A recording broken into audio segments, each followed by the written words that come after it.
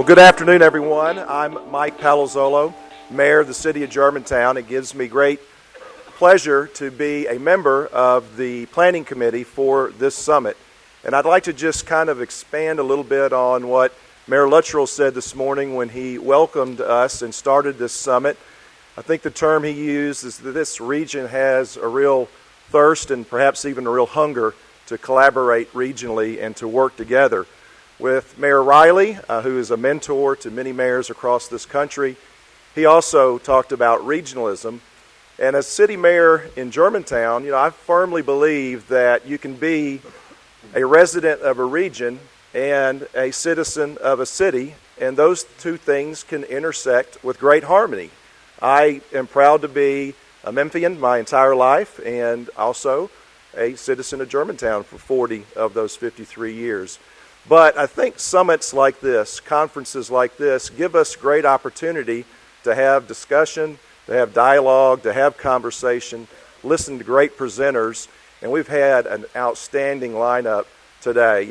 Mayor Riley had to leave. He was here for just basically hours today, but the amount of impact that he's had in our nation is incredible. This past fall, I had the great honor to be able to be selected to go to the Mayor's Institute for City Design, and Mayor Riley began this organization 25 years ago. It's a great opportunity for mayors to come together in small groups, spend 3 or 4 days together, and work on a case study.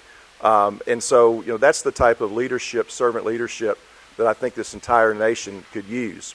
Let's keep the momentum going. I've got the great pleasure to be able to introduce our next speaker, and thank goodness she doesn't like long intros. I'll let you read her bio in our program. This subject is very dear to my heart. Being the mayor of a suburban city, we constantly look to reinvent ourselves, and our next speaker, Ellen, is the foremost expert in retrofitting the suburbs. As a matter of fact, I will give her the plug of plugs and make sure that you pick up, because her book is pretty much the guide that city leaders and city planners need to have on their bookshelf. That book, Retrofitting Suburbs, Urban Design Solutions for Redesigning Suburbs, pick that up. It is a good read, and I'll tell you what, I'm looking forward to her presentation today. We've got a chance to get to know each other by conversation and by me looking at some of her work and some of the examples we're using here in this region that she'll present on today. And then I'll join her at the end of the presentation and give you a little bit of a feel for the Germantown case study. Please give a warm welcome to Ellen Dunham-Jones. Thanks, Senator. Good afternoon. I am delighted to be here and share some of my research. I'm a professor at Georgia Tech in urban design, and I maintain, I believe, the world's only database that tracks whatever I deem to be successful examples where dead big box, dead malls, dying office parks, aging garden apartment complexes, commercial strip corridors, you name it, prototypical suburban property types have been either re-inhabited with more community-serving uses, redeveloped into more urban, walkable, compact places, or regreened, demolished, depaved, reconstructing the wetlands because we never should have built there in the first place. When June Williamson and I wrote this book, went to press in 2008, we had about 80 case studies. Today in the database, I've got about 1,500. I promise I won't show them all. It just might feel like it. I love the attention to regionalism that this conference is having. Rather than really talk about, how does one make regionalism happen, I'm using that more as an excuse to sort of say, okay, I'm going to show a whole bunch of examples for different kinds of conditions, and because I'm hoping some of them will stick and be relevant to some of you, and some will be more relevant to others. It's going to be I'll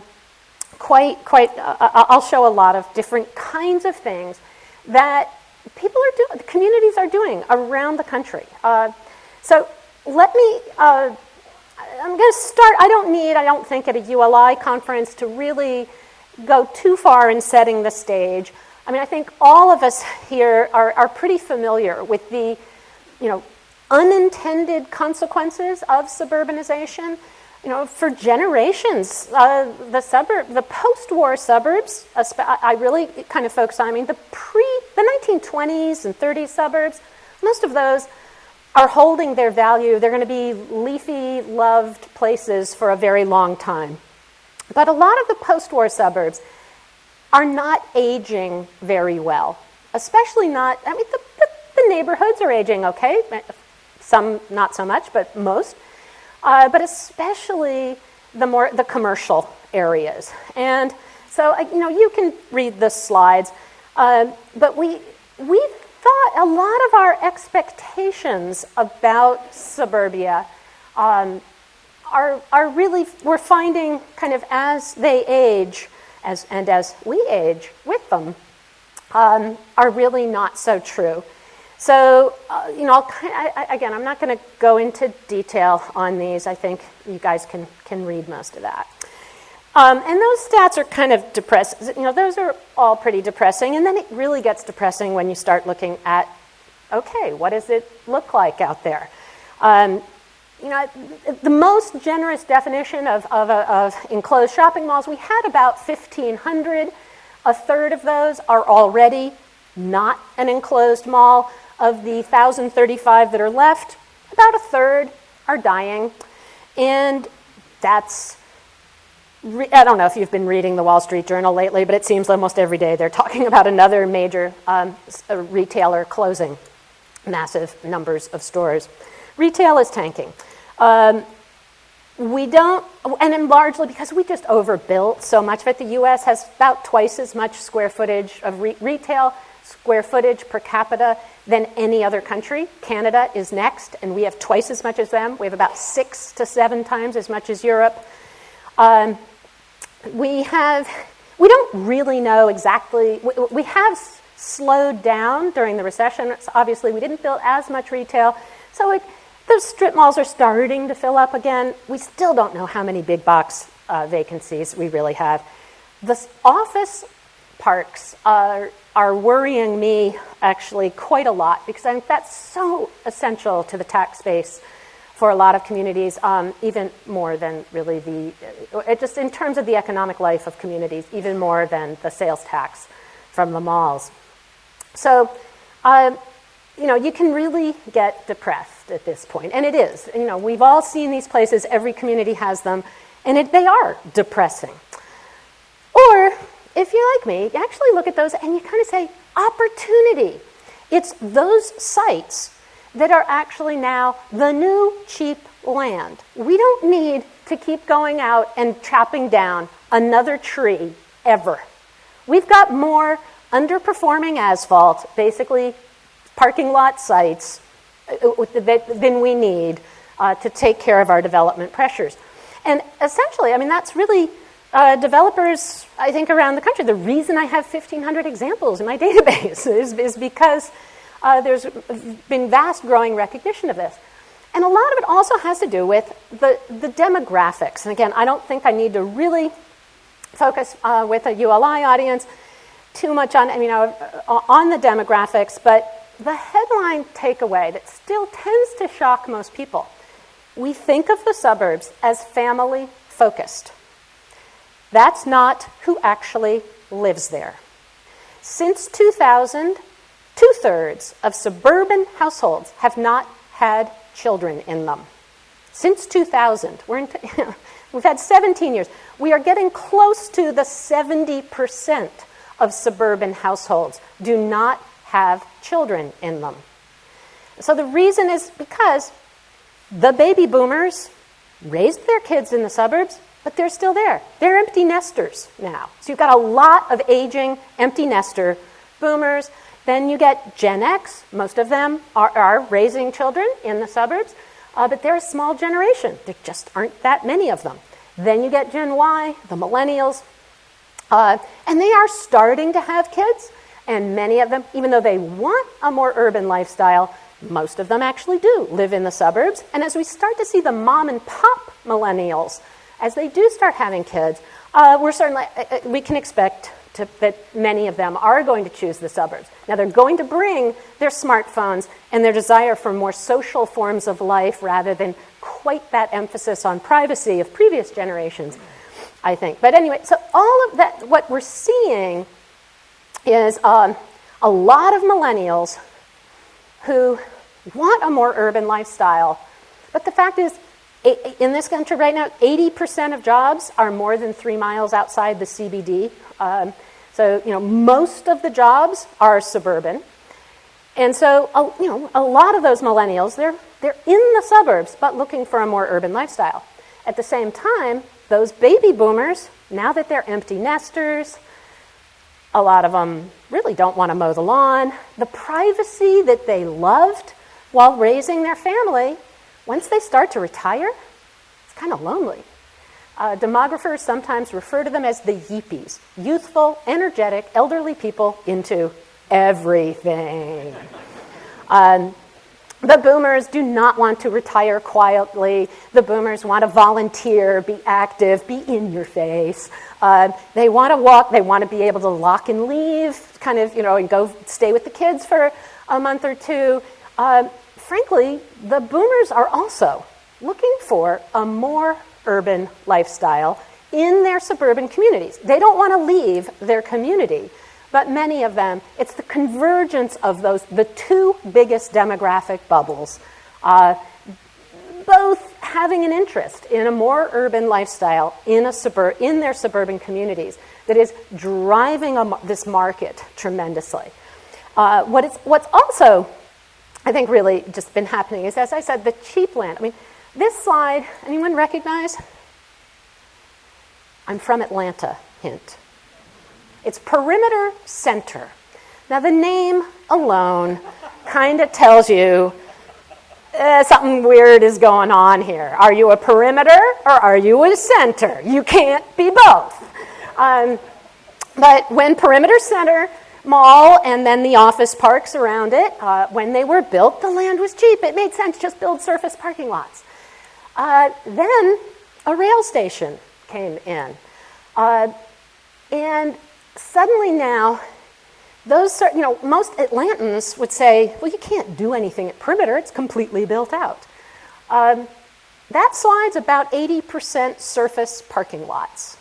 If you start thinking of your surface parking lots as possible building sites, there's an enormous amount you can do. And while the mall itself is remaining very much just the mall, they've done some additions, a little bit of outdoor restaurant, patio area stuff. Almost everything else around that is being redeveloped, about 10 million square feet under construction now. Quite dramatic. At Perimeter Center, actually, and part of this is being driven by the fact that, yes, Perimeter Center was on the perimeter when it was first developed in the 70s on the Perimeter Highway.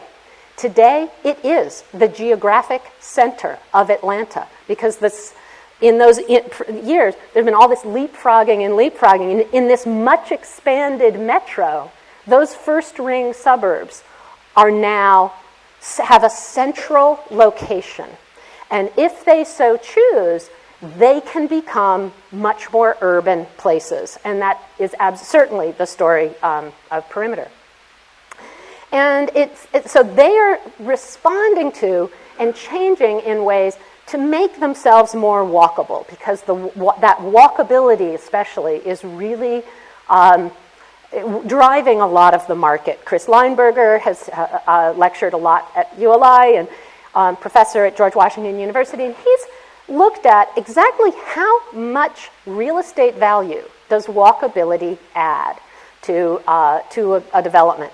I consulted with him on his Atlanta study, and we found that on average, retail, commercial, residential, you were looking at about 112% rent premium. So double the rent if you were located in one of Atlanta's 27 walkable, regionally significant walkable urban places. So this is kind of just helping to sort of set the stage. Now, now I'm going to get into the case studies, and I'm going to present them in terms of what are the 21st century challenges that the 20th century suburbs were never designed for, and yet that as we start retrofitting these properties, we now have the opportunity to begin to address. And so auto dependence is that's job one. I mean, that is the challenge. And there's so many cascading both benefits to addressing auto dependence and different strategies that's kind of listed here. You start to see all sorts of improvements in public health, in personal health, in economic health, environmental health, all of these things. But also now, before I get into the case studies, I do want to also say that, so as an urban designer, I look at these projects in terms of really three simple strategies. So I mentioned them kind of already, but I want to reiterate. So number one is just re-inhabit the existing box with a more community-serving use. And you'll see a bunch of those kind of sprinkled through. Generally, that's where when the market, is kind of so-so. If a mall has died or a big box has died, there's kind of a reason. It usually means the market has moved on. And there may not be a market for redevelopment, even though redevelopment is often what communities are really hoping for and looking for. So redevelopment, I will show examples, and those tend to be in the places that have stronger markets. The regreening, that third strategy, only 2% of my 1,500 are regreenings, and yet I think it's so important precisely because one of the big 21st century challenges we're facing are more and more severe storms and stormwater issues. We need more resilience in our communities. We've paved so much of the property, especially in the suburbs, we're absolutely exacerbating our runoff problems. We're getting too much water going into all those culverts that we built underneath a lot of our commercial development. So I'll be getting into a range of these challenges. But let me just start with auto dependence. And one reason, obviously, to start is that 6 out of 10 Tennessee adults fail to get adequate physical activity. Now, I don't have the stat for Western Tennessee, but I thought it maybe would make you guys feel a little better if I use you can compare yourselves. The average Middle Tennessee resident travels by foot or bicycle 3 minutes a day. I didn't know it was possible to only walk for 3 minutes a day. But this has huge impacts on our health. So it's really important to do this. So I'm going to focus on sort of some of the strategies for walkability and for introducing street networks. How do you take this? It's wonderful to see cities like Charleston, getting rebuilt incrementally, building by building, and they had were blessed with a fantastic walkable street network. What do you do in the suburbs if you've got squirrely streets and a pattern that just doesn't lend itself to that? I'll show. But I'm going to start with an example. Sometimes it's going to be incremental steps. It is still, the market isn't always completely there for full-blown urbanism. So sometimes the best strategy is to anticipate the retrofitting and redevelopment to come. So this is an example about 9 miles outside of Denver. Englewood City Center was a 3-story, really big regional mall. And when it died, it happened to actually be on the very first light rail line that the Denver area built. So right at the station there on the left, they built urbanism. They re-inhabited the old department store, became a new civic center. They kept a little bit of the old mall, and built a plaza, built some urbanism. And then on the right-hand side of the plan, there's a Walmart, a bunch of out parcels, some really big parking lots. But they asked Walmart, they said, please design your parking lots as future building sites. So instead of allowing the utilities to just go diagonally under the parking lot to the closest hookup, the utilities are actually in the drive lanes of the future streets. So you can see, in that parking plan, they also put their trees, street trees, kind of along those drive lanes. We all know Walmarts don't tend to have a very long lifespan. When that Walmart dies, those trees will be full grown. They've got perfectly sized future building sites ready kind of to go. We'll see if it works, but it's a great incremental strategy, simple step, I think almost any community can take. Now, in hot markets, things can happen a whole lot faster. This is White Flint, which is it's in North Bethesda, but everybody calls it White Flint. That's the name of the metro stop. It's about a half-hour ride outside of Washington, D.C. So in the upper left image, you see what it looks like. It's a suburban commercial district, some fairly tall buildings, centered on the 8-lane Rockville Pike. And the metro station, let me see if this is working. Is that yes. So the metro station, Metro station is a little white dot up there, but I've walked it. It's just so unpleasant. You never see anyone else walking it. The county, very progressive county. They do a lot. They've always been doing a series of plans, very organized in that sense. They contacted the 6 major property owners in this 400-acre area and said, we want to do an update to their sector plan, their master plan.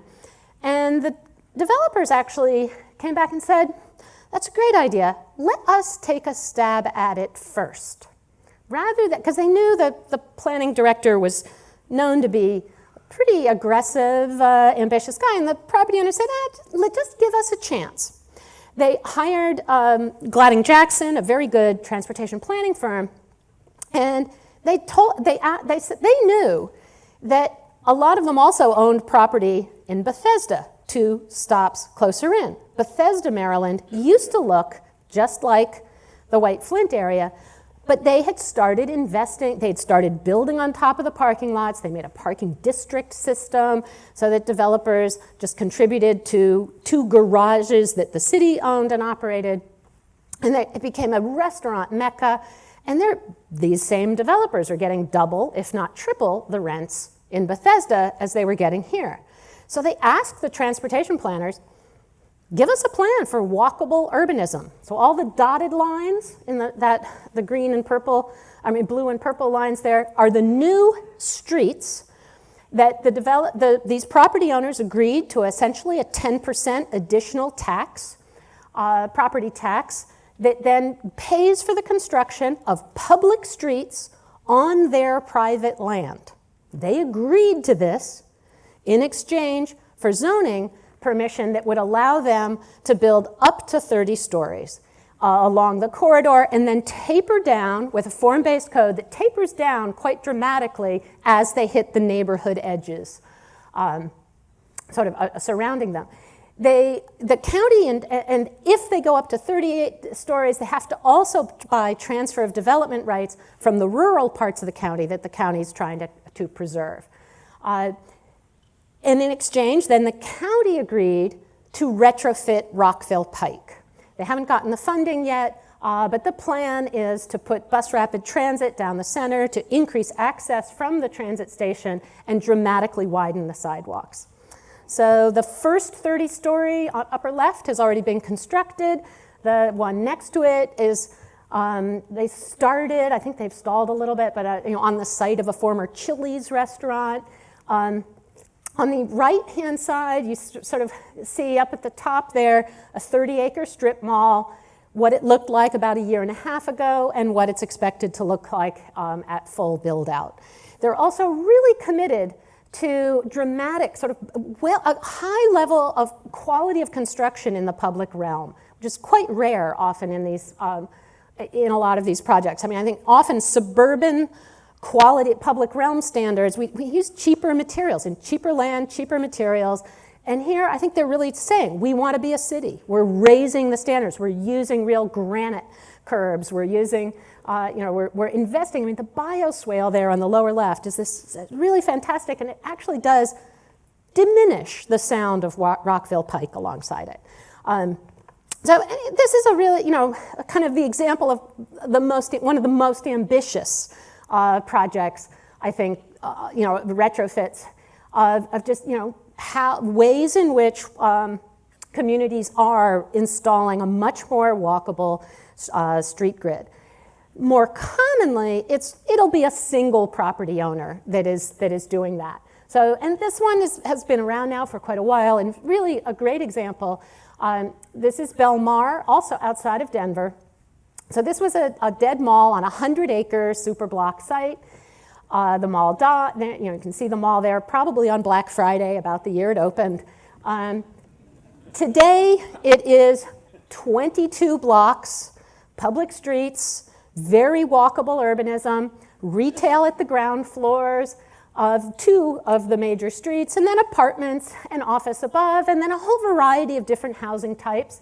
It looks pretty amazingly organic. It doesn't look all cookie cutter like it was all built at one time. Though it was one developer, but they used sort of different people over time. They basically tripled density on the site, did not have to add a single new traffic light, did not have to widen any lanes around it, because they're capturing up to 45% of internal trips. Once the people who live there, the people who work there, they don't get in their cars again other than that work trip, but they can do so much. That getting the synergistic mix of uses is so important to doing this. And financially, it's way outperforming the mall at its peak. So Belmar is really an interesting project, and I think that to kind of study and worth a visit. So this map, the red star there, shows Belmar in relation to Denver, about 6 miles. And also shows Englewood, the one I also showed. Denver in particular, 8 of the 13 regional malls have been retrofitted. It's really kind of amazing. Now, this doesn't mean they did not have to tear down a single-family house. They did not remove anybody's choices about what that community should be. They simply added an urban lifestyle option for that growing segment of the market that wants it on the site of dying retail. So, it's really just increasing choices. What it does, though, mean is that you sort of end up with these pockets of drive-to walkability. And if we really want to be more sustainable, we need to connect the dots, literally. To do that, we need to actually start retrofitting the corridors themselves. Now, some of this we start out by really, again, increasing that walkability. So here in Memphis, Memphis and the Memphis Medical District have done some, I think, really great projects of starting with tactical, temporary little improvements. Let's test what it would be like if we increase the size of the sidewalk and the bullnose there to reduce the length of the crossing strips. Okay, yeah, hey, it's working. Now let's actually build it for real. Very cool project. I think the Memphis Medical District, shout out to Tommy Picello, doing some very, very cool things.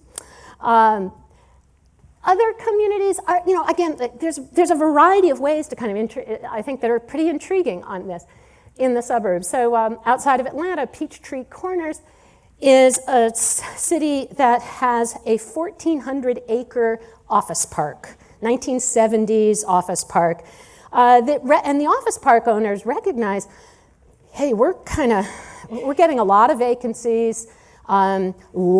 Basically, there's been a ton of corporate employers moving into Midtown Atlanta right next to Georgia Tech. That is where the growth in the office is the innovation districts.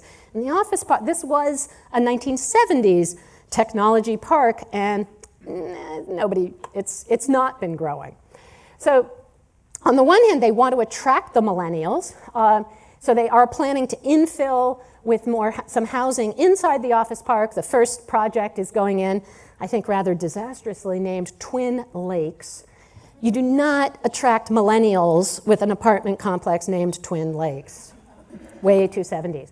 But the really cool thing they are doing is they recognize that one of the assets that the office park has is this pathway system. A lot of office parks have their sort of natural pathways kind of system. So they're now expanding that into the rest of the city to connect existing jobs and housing with an entirely bikeable system. They are emphasizing the bike system and bike network as a way to really attract that younger crowd, and to frankly build on the incredible success that the Beltline inside Atlanta has had at attracting that same crowd.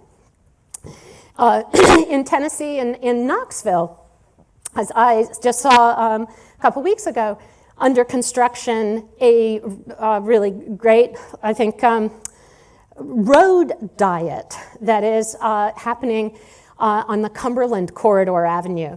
So this is an example of a road, you can see the before on the left, the after still under construction, so jury's still out, but it's looking pretty good.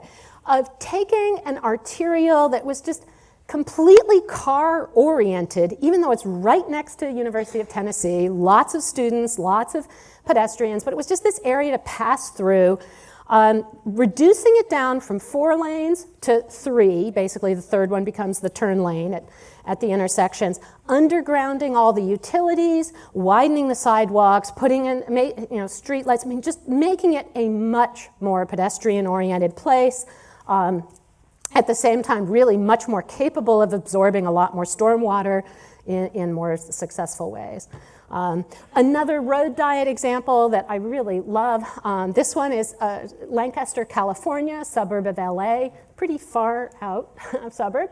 But this was their main street, upper left. It was the ubiquitous 5-laner. We have them all over the place. But it was their main street, and they'd been losing their shops, they'd been losing retail to the mall for decades. And the answer had always been, well, let's widen Main Street. We want to get more people, make it easier for people to get to Main Street. No, that just made it easier to zip through, and not see at all what was going on. So instead, they did the opposite, and they reduced it from 5 lanes to 2. They put the parking in the middle, in between street trees and street lights.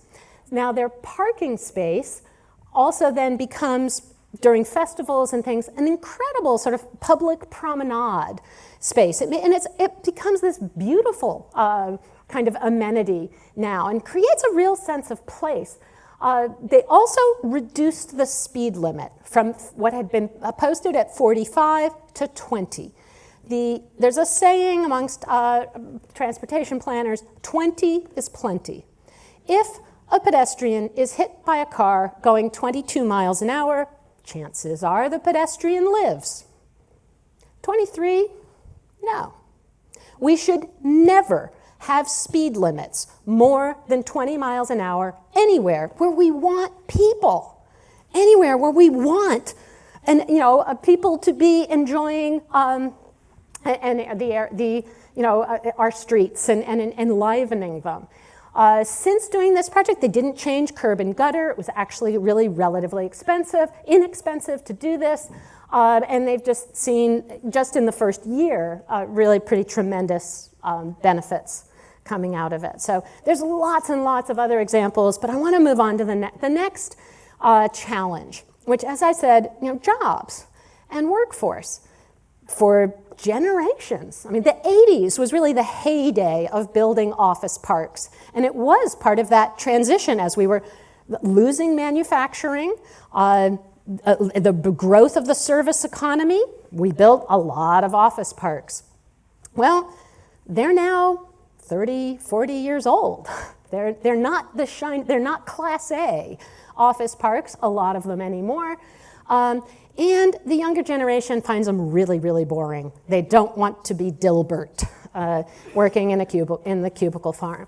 So there's a lot of, I think, different strategies kind of around what do we do to help to grow jobs. And the first thing is to really grow those middle wage, middle skilled jobs that are especially needed, especially in a sort of automation-oriented manufacturing type economy. So this is a great example. In Austin, Texas, a mall was dying. The first piece that was for sale was the old J.C. Penney's.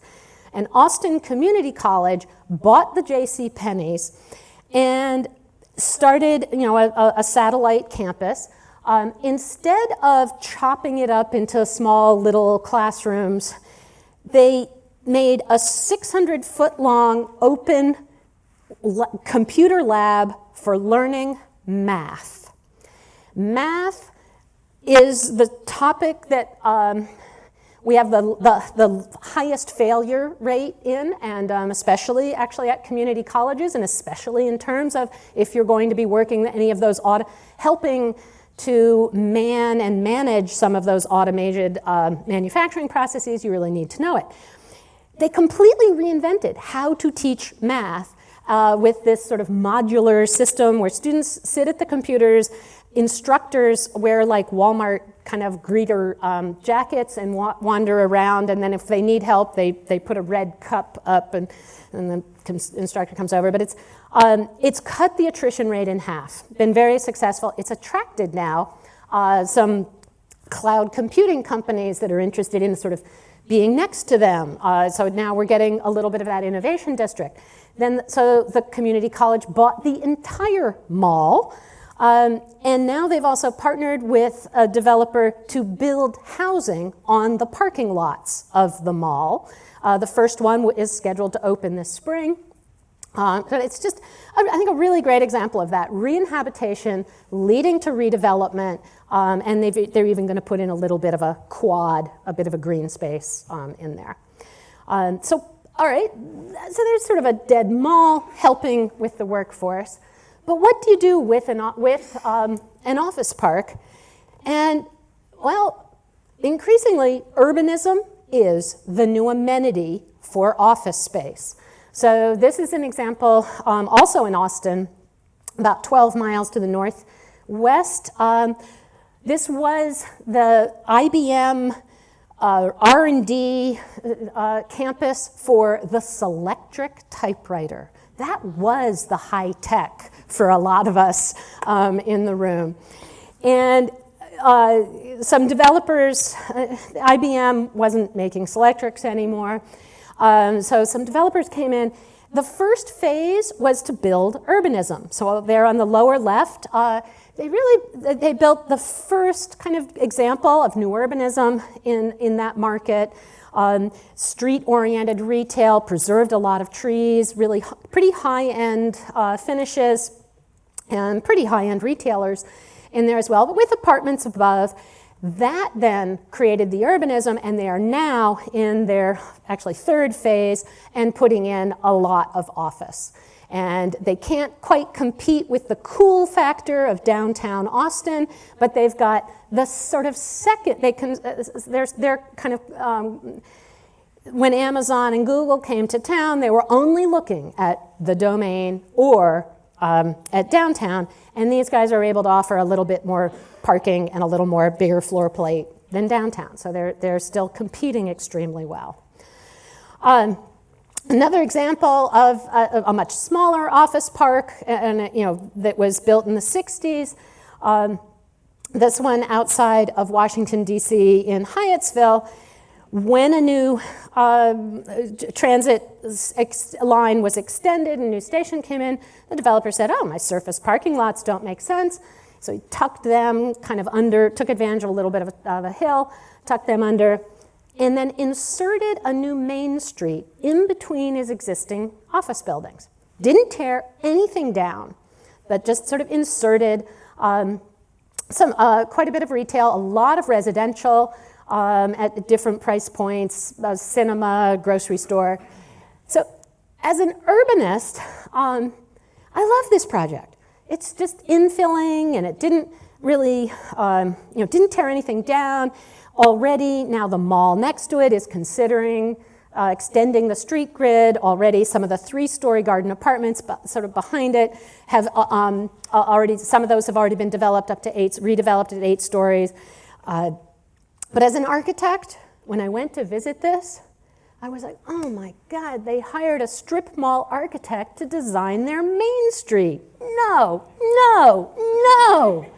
This is, the architecture of that main street is designed as if you're still going 50 miles an hour. It's big fonts, simple colors, just big bold moves. There is nothing there to reward the pedestrian eye. So, when you are trying to make something walkable, Mayor Riley, showed us all the amazing examples of what he was trying to. He had buildings that rewarded the pedestrian eye, and he was desperately working to preserve that because he knew how valuable that was. In the suburbs, it's harder. We've got to create it. And I know it's not sustainable, but I hope these burn and are quickly and are soon replaced because they got the bones of the urbanism is right. It's just the architecture is awful. This is the office park that all of my students at Georgia Tech want to work in. This is Taxi. This was a former taxi distribution parking lot, basically. Also some auto body repair sites outside of Denver, just a few miles from downtown Denver in a very industrial area. And they both re-inhabited the old existing buildings, a lot of recycled materials. It has a feeling of authenticity and grit, kind of, even though it's not, it's grit because it's got some of that industrial character. But then they also built brand new buildings that are edgy and bright colors. The big amenity is a swimming pool made of shipping containers. This screams anti-corporate. This is entrepreneur, startup, thinking outside of the box. If that's who you want in your community, you want the out-of-the-box thinker, the startups, the young people who are ambitiously trying to create brand new businesses. This is the kind of design they are a lot more interested in. When you look at the list of the companies that are in here. Now, this also has housing. It also has, an organic daycare center. It's got and all sorts of things. It's actually triggered now an enormous redevelopment along the entire corridor and all sorts of things. But it's really recognizing how much the design matters a lot. So now I want to shift to water. We sometimes can say water is the new oil. We actually, per gallon, we pay more for it. The suburban way of treating water for generations has been get it off the roof, sheet it down that parking lot, get it into the sewer and into a pipe into the sewer as quickly as possible. And then, it goes into the sewage treatment plant more often than not. Sometimes it doesn't. Sometimes it's actually taken directly to a stream or something. But, it's been our modus of thinking has been completely based on the gray infrastructure world of pipes. This has been damaging now for decades our water quality, our creeks, our streams. And for those cities that have the combined sewer overflow problem, it's really been hurting our pocketbooks a lot. So there's issues of water quality. There's obviously issues of areas that are in drought and have been draining that water away instead of replenishing the aquifers and the groundwater. We've got huge problems with groundwater replenishment. And then there's areas, that are really suffering with too much water, the severe storms, the flooding, and kinds of issues. So there's a sea level rise, all of these issues. So I want to quickly show, this is my hometown and actually quite close to my neighborhood. So this is the Old Fourth Ward Stormwater Park that was built on top of on what had been a 16-acre municipal parking lot. That had basically covered up, we saw earlier the Sears distribution building in Memphis that is now being re-inhabited as the Crosstown Center. I'm not sure if I have the name right. So in Atlanta, we have Ponce City Market was also a Sears distribution center. Fabulous re-inhabitation. It's the first building in Atlanta to break the $50 a square foot for office. And to do that off of Peachtree shocked every developer in town. But none of that would have happened if they hadn't fixed the flooding problem. And we have, Atlanta also is under a consent with the EPA. So the city had been planning to spend $30 million to build an underground holding tank under the parking lot. Until some folks in town, some architects and planners kind of said, look, if we do it open air, it'll be cheaper and it'll be an amenity. And it was only $24 million to build it as an open air park. You get much better water quality, the exposure to the UV, and you're making a place. It's now triggered tremendous redevelopment around it, and it solved the flooding problem that encouraged, was the reason why the new ownership decided to re-inhabit Ponce City Market, and it was the first park that along the Beltline, and Trust for Public Land had a hand in kind of just getting that going. Another example where the combined sewer overflow issue triggered some real innovation is this project in Portland, Oregon. And I know everybody rolls their eyes. Oh, Portland's an exception.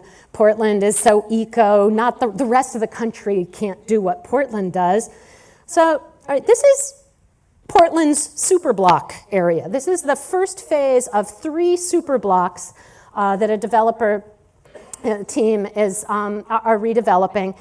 And they also built the nation's largest living machine, which is a natural organic water recycling machine that captures all the roof water with green roofs, all of the gray water from the sinks and the black water from the toilets, and it processes them through artificial wetlands, which it actually displays on its plaza, on the sort of upper right hand image there.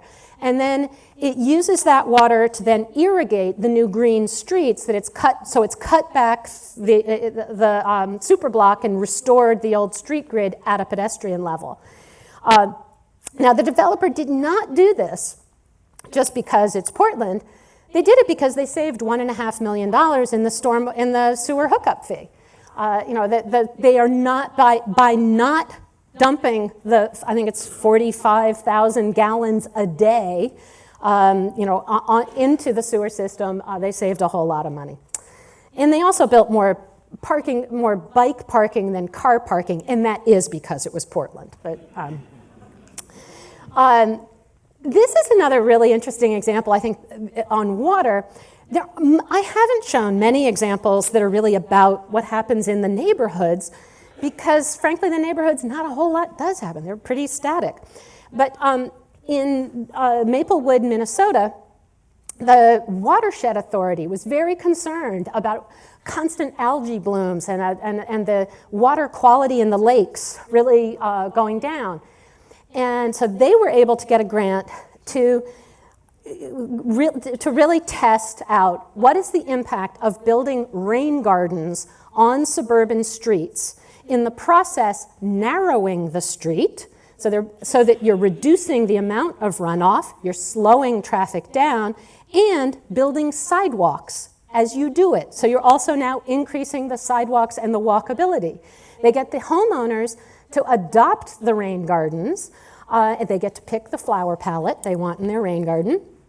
But it's a pretty remarkable project. They've established it for a whole bunch of different kinds of streets, and they found it reducing the discharge into the sewers 90%.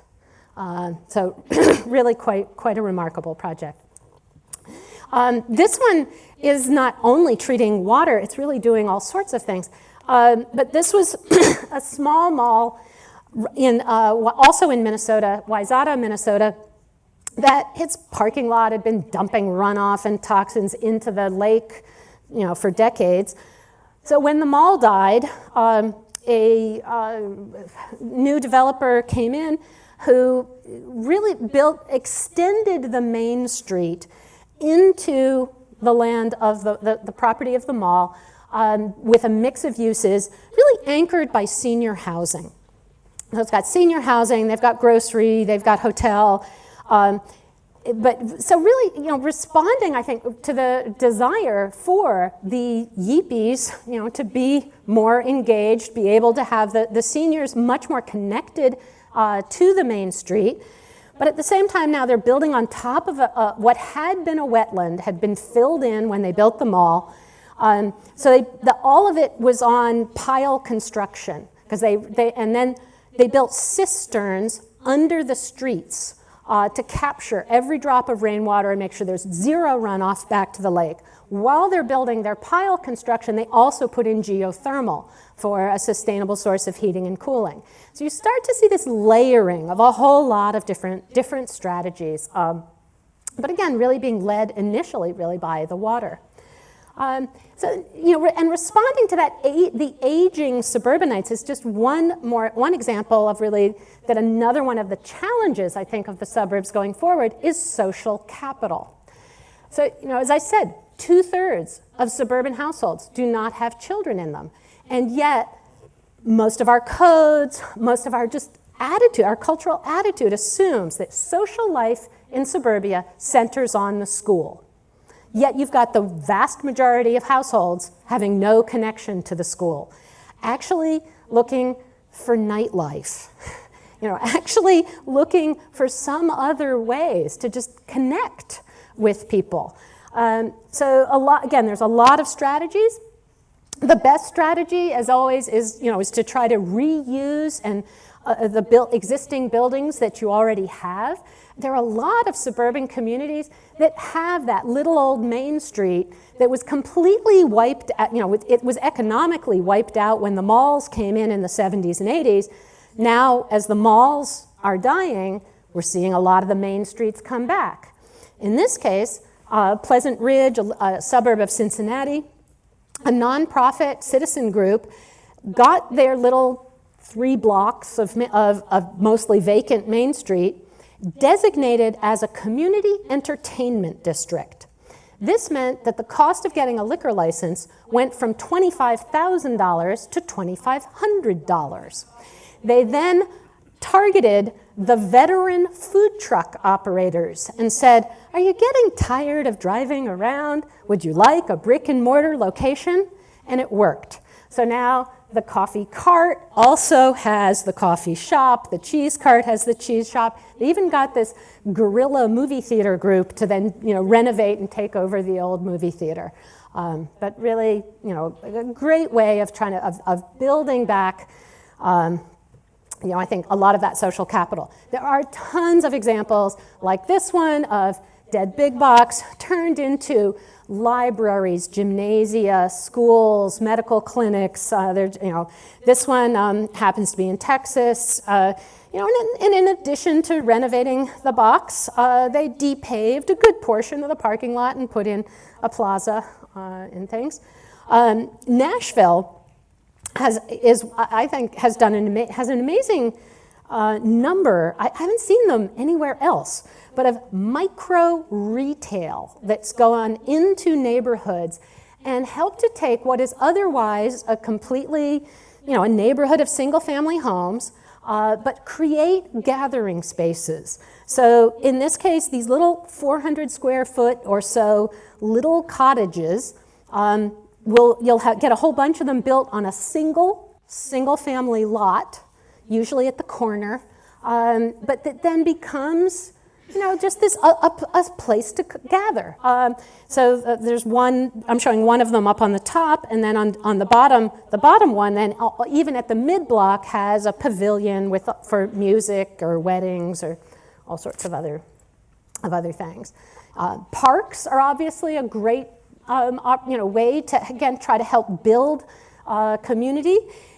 In Tulsa, this was just a small 3-acre, mostly a parking lot, was a truck distribution warehouse that has been turned into Guthrie Green. It's now, while they were depaving it, they also put in a ton of geothermal wells.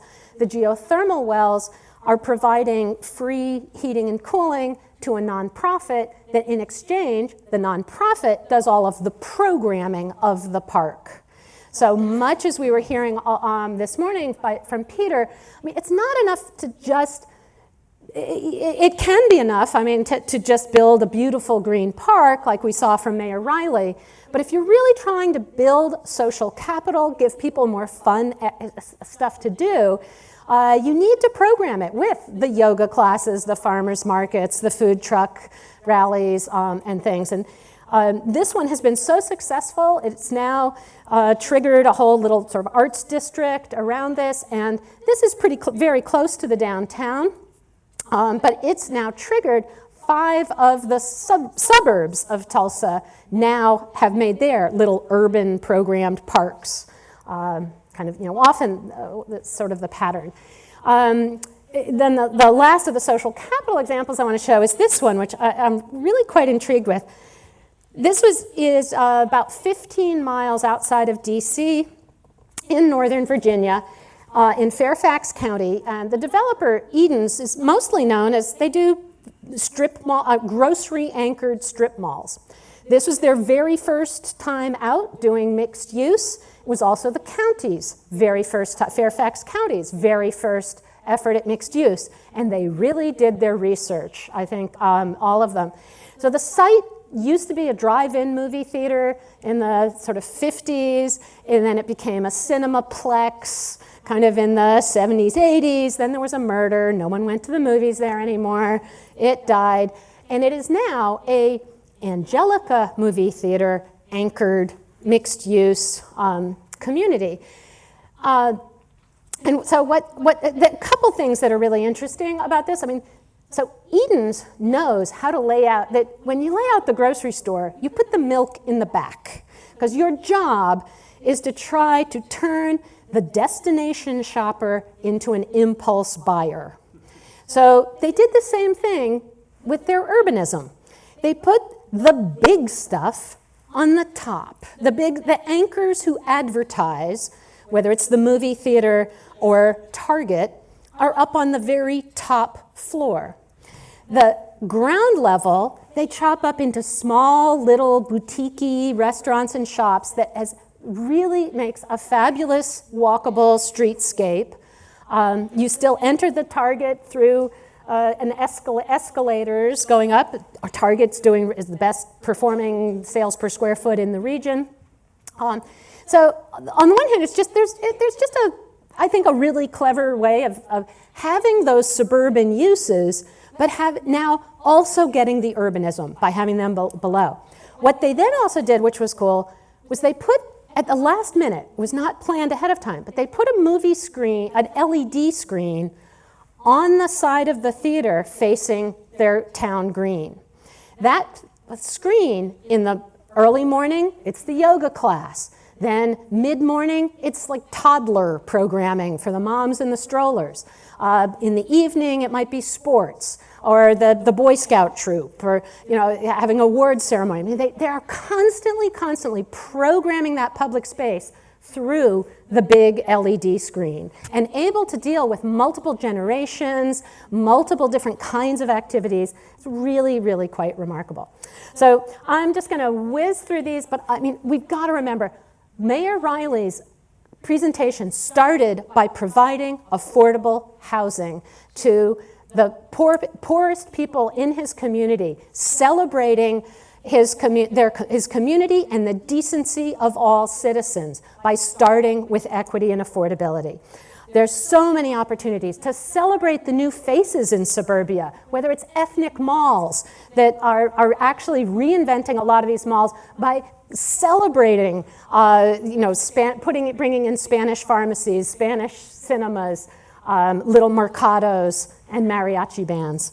Or in this case, this wonderful story of an investor in Garden Apartments who realized that her single moms who couldn't make rent, it was because their kids had gotten sick, they had to miss a shift of work, and suddenly, so she got her church group to help her take one of the units, put in an after-school program. It's phenomenal the ripple effects that has had on the kids having a stable life. The moms get to know each other through the kids. They cover for each other. They're more stable. Everybody's doing so much well. One last example also on the equity and affordability. This is in a relatively affluent community in Rhode Island. They said they wanted some affordable housing. They picked the old auto body repair parking lot. The first design that came in, upper right, big hulking box, totally out of context. The neighbors hated it. They then hired one of my former students who gave them a cottage court, what we sometimes call the missing middle scale of housing. That's 15 units on 1 acre, but it maintains the scale of the street and it fits into the context. No one has complained about having the affordable units. And this is the size and scale that is exactly what a lot of those millennials are looking for, that small, somewhat more social scale of housing, what a lot of seniors are looking for in their suburbs. We need so much more of this. I could go into the public health examples. In Nashville, a mall that the whole second floor now is a big medical clinic doing really well. Last example here in Germantown is where a dead Walmart has been replaced with a rehab housing and is now got some senior housing being built right alongside it. And I'll leave it up to the mayor to talk a little more about Germantown. But ultimately, really, we need layered solutions to all of these challenges. The suburbs were designed by separating everything out and dealing with each problem kind of on its own. As we reknit them and recreate urbanism, it really takes layering all of these on top. It takes public-private partnerships. It takes coordination within all the building departments and certainly at the scale of the region. So I'm going to leave it at that and turn it over to Mike because I've taken too much time. Thanks. Wow, thank you, Ellen. What a great presentation, very comprehensive. I have the task of describing to you about 13 years of city planning in roughly 5 minutes. So I am going to go very quickly. You know, I've had a lot of comments today. Mayor, your city's got a lot going on, and it truly does. We have about $500 million worth of investment that's occurred over the last couple of years, but it did not start overnight by any means. The city, just like similar to, I'm going the wrong way, aren't I? I'm the most technology challenged mayor in this community. Similar to the city of Memphis, Germantown went through a comprehensive strategic planning year in 2004, and it concluded in 2005. Memphis is on their 3.0 journey right now. So during that time, our city began, and it was very much citizen-driven, very refreshing that citizens came forward. About 1,000 of our 40,000 residents came forward and really helped us plan and understand what they wanted to see Germantown look like in the year 2020. Well, fast forward to 2015, we did another year-long strategic planning session with our community. That's known as Germantown Forward 2030, and they reaffirmed some of those goals from the prior 10 years. And those goals were, how do you define yourself as a community that is landlocked and has fully exercised its reserve area? We have annexed everything we can. We can't grow anymore. We can't build any more land. Land is something that we do not have the luxury of adding more. Only thing we can do is figure out what we're going to do with our commercial areas and with our residential areas. We're a bedroom community, and those values will never change. We have about 85% of our land mass is residential and 15% is commercial. So how do you sustain a community that's landlocked, approaching build-out, and how can you completely keep on a level trajectory of continuous improvement? So we embraced modern urbanism and smart growth, And some of those things you see here are just some of the symbols of our city in old Germantown from days gone by. We celebrated our 175th birthday last year, and you can see some of the iconic things from another time frame. As you can see here, this is an old Germantown, the commissary. You know, it gives a mayor great comfort when you are in a region full of barbecue restaurants.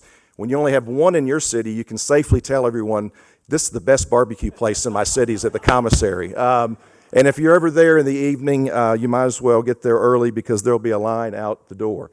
This is a cross-section of the street here in Germantown that's in Old Germantown. You can see the commissary across the street. I live about 800 feet from this vantage point going toward where the cars are going. And so then, again, this is our old section of town, and it has a lot of somewhat some charm, but what we have embraced is a streetscape policy. We're about to adopt that in the next few months. And our first project is going to be creating more walkability, more sense of place, create a little bit of a public realm in this area.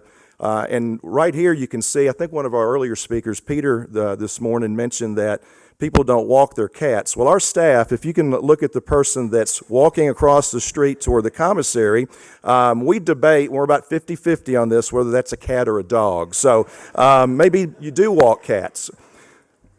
As you can see, this area, these are our 5 business nodes, and that, when I talked about the 15% of our land mass, these 5 nodes are the central business district and our 4 gateways, and that's where we've pinpointed our smart growth and modern urbanism.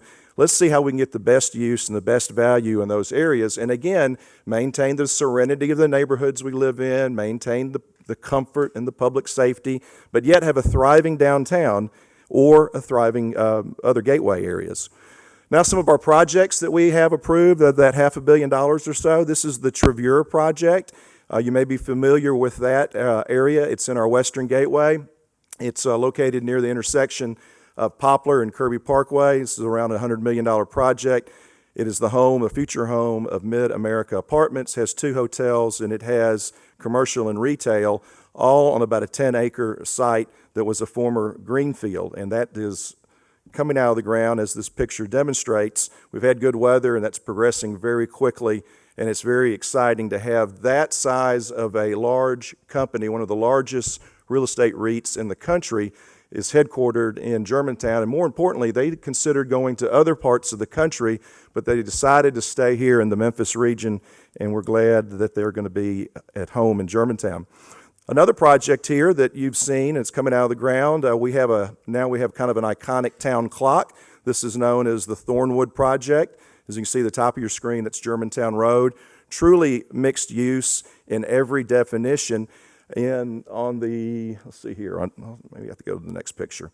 This aerial view will give you a little bit more of a perspective. If you look to my left, I guess you're right, there's a street, that's Exeter, and to the left is a 43-unit subdivision, and so that's single family. Across the street, we've got I think about a 250 or so unit apartment building that's coming out of the ground. We have the Hampton Inn, and on the corner of Neshoba and Germantown Road, just a little bit, I guess that would be to the south of the town clock, you'll have retail and some mixed use and some commercial there as well, and that's somewhere around a $180 million or so project. Then we look at what's really happened here in just the last month. We have a town center that's being proposed, and it's early on in its approval process. The Carter Group out of Atlanta is proposing a significant town center in our central business district. And to give you an idea of orientation, at the top of the screen is Poplar Avenue, and if you move again to my left, your right, that would be West Street. And if you're familiar with the Apple Store, which I kiddingly tell people that in Germantown or in the Memphis region, we've got Graceland as a major tourism attraction. In Germantown, we have 500,000 people a year that come to our Apple Store. It is our Graceland. And please come visit. We'd love when you leave some money in our city.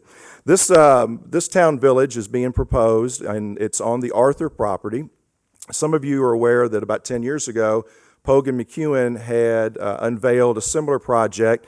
The Great Recession occurred in 2008, and they never broke ground. This project's about 60% the size of the project that they proposed 10 years ago, but it's truly mixed use. So you've got apartments, condominiums, you've got entertainment, you've got a food area that will be extraordinary, and you've got high-end retail and 2 parking decks. And then this last slide is kind of the conclusion of my remarks. I want to kind of make the point that when you look at retrofitting a suburb, or you look at sustaining quality growth, especially in a landlocked community, you cannot accept the status quo. We don't want to be the last person on the train, the last train leaving the station, leaving our city. So how do you reinvent yourself, and how do you make sure that you are able to sustain some growth but still keep great quality values of being a bedroom community?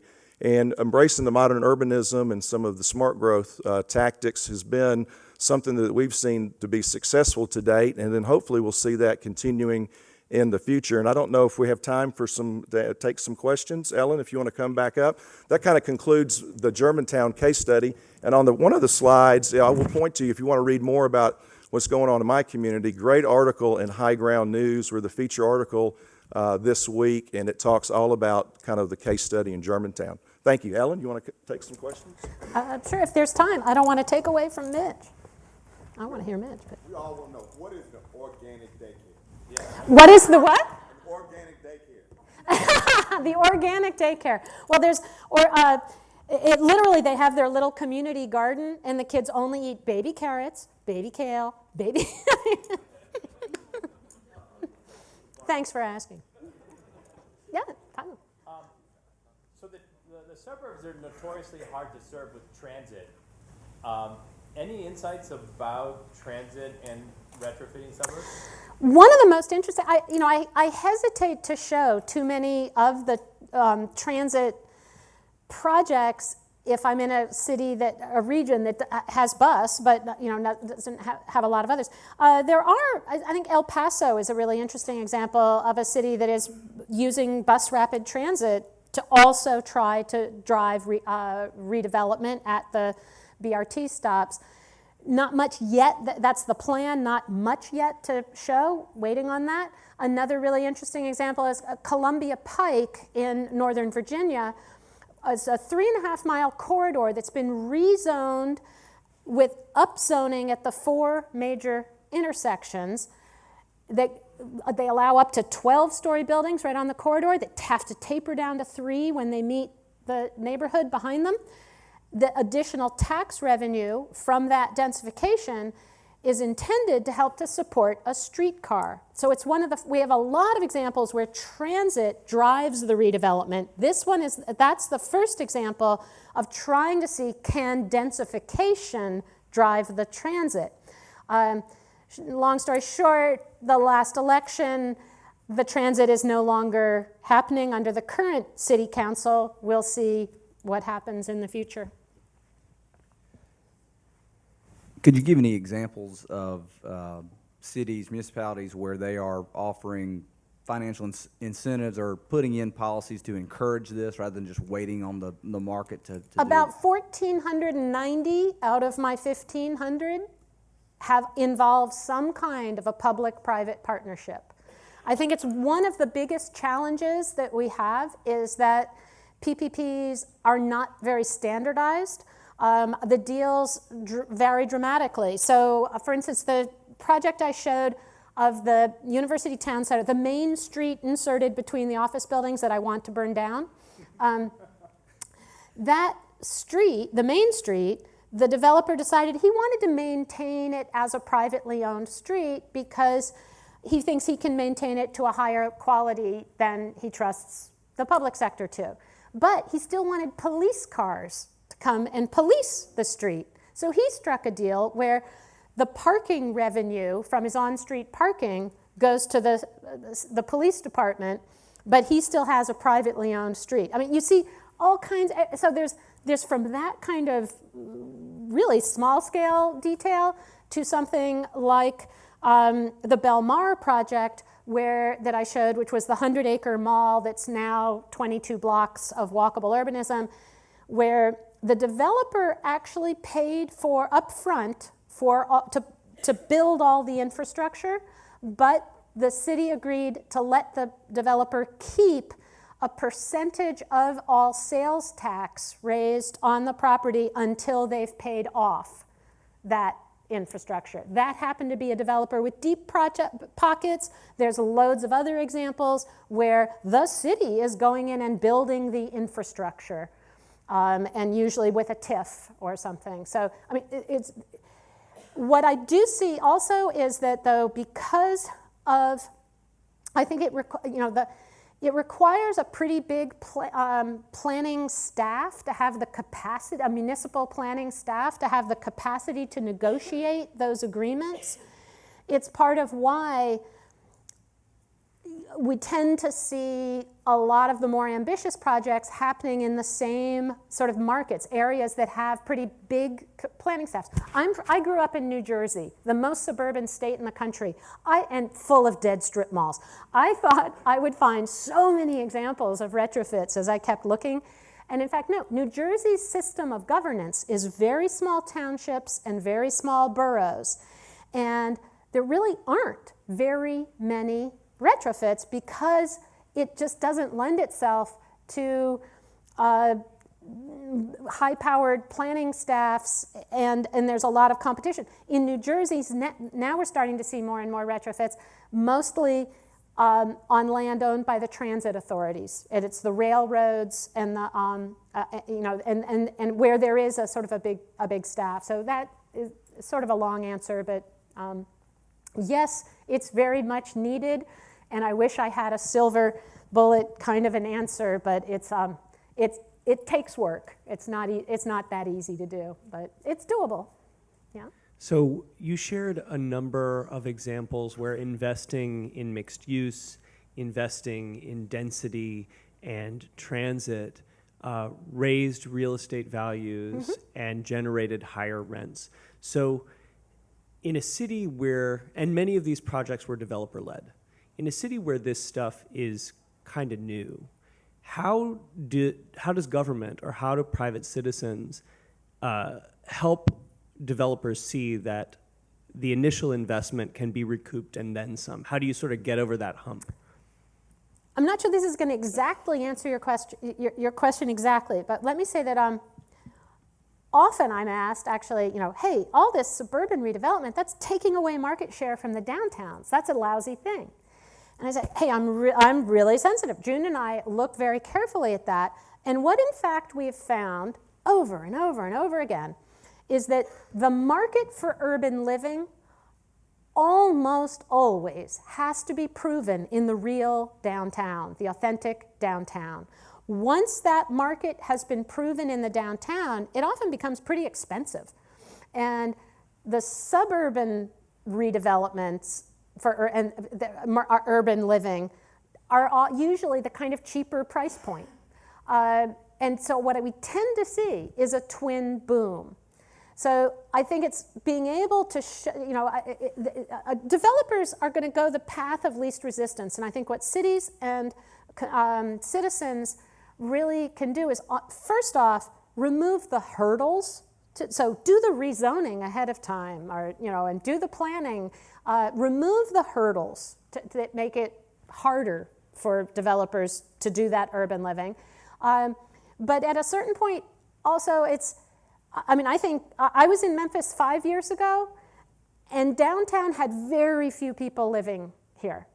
And it's amazing how many more people are living in downtown. From what I've been talking to folks anyway, I hear that it sounds to me like Memphis is absolutely poised. It has proven the market. I think Germantown, we're seeing already, like, okay, we're starting to get that twin bump. Now, maybe I am, as I said, I get optimistic about these things, and I may be a bit Pollyanna about it, but I think you do have to point, you can certainly point out things, you can study things, but the most important is really figure out what the hurdles are.